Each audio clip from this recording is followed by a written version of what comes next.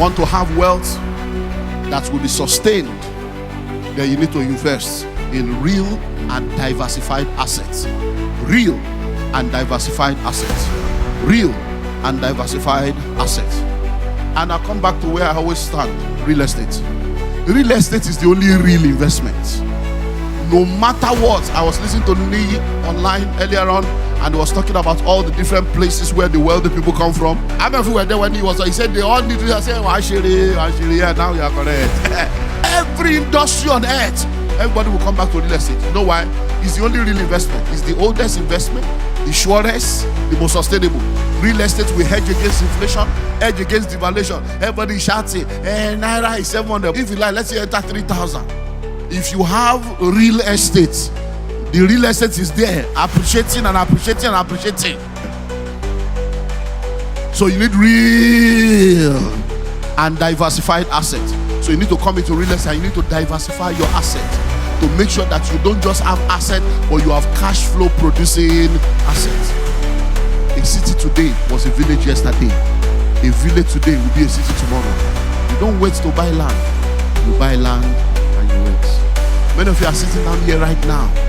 10 years ago, 20 years ago, 25 years ago, if you had just bought one plot of land at 50,000, today it's probably going to be millions that you have.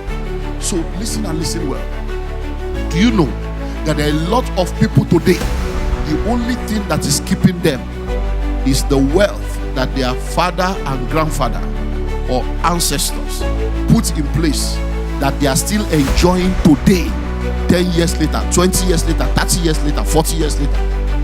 I had a very, very amazing discussion. I close with this, with someone very close to me, just about 2 weeks ago. I've been part of this journey for a while. In the 60s, the person speaking to me is now 71 years old, and I have known this person for over 50 years.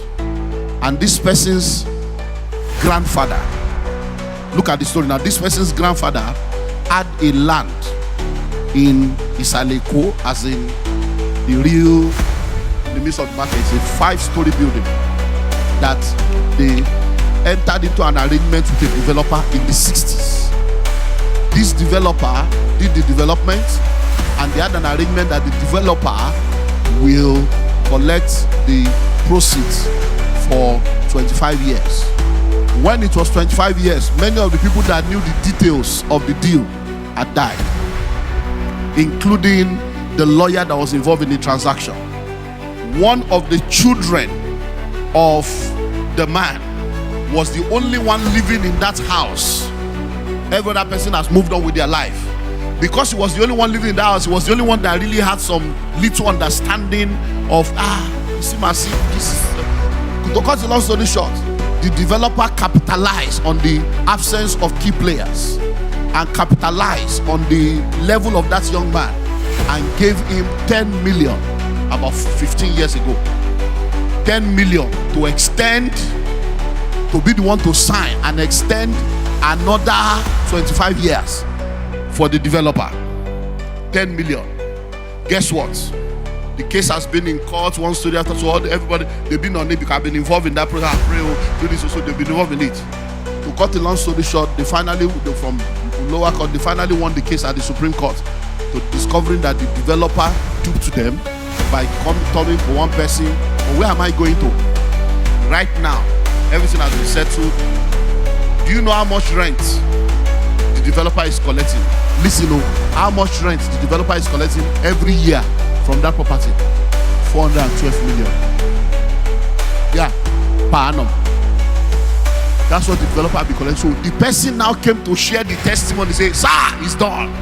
It's done. That by October, they are returning the building to us. And that the rent that the developer is collecting is 412 per annum. Okay, so I'm telling you in advance, okay, so we're going to collect 412 now, and it's 6 of us remaining that we share the money. This is a 71-year-old woman. Now listen, this is a property of the 60s.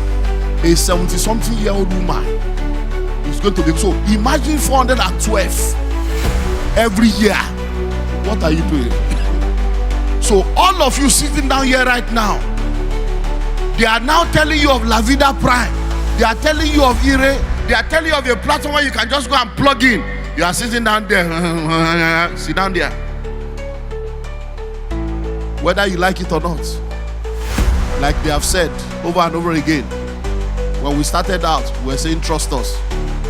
Now, if you like, trust us.